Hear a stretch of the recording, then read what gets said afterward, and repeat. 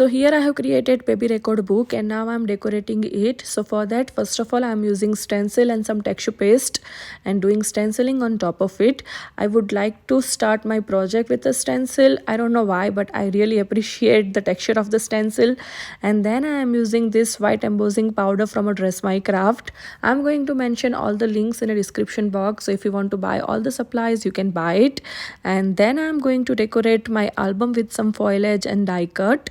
Here I am using a bond folder because I'm sticking all these elements on a fabric and I want them to stick it properly. So that's why I'm using bond folder. After that, I am using this lace. This lace was a white, but I have painted with the pastel color.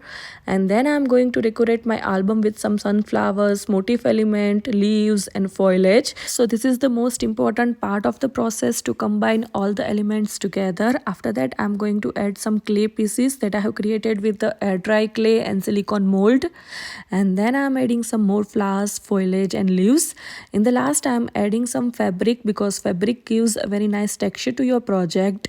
And then I'm adding this sentiment. I love this sentiment. After that, I'm adding some paint on top of the clay element to highlight the area.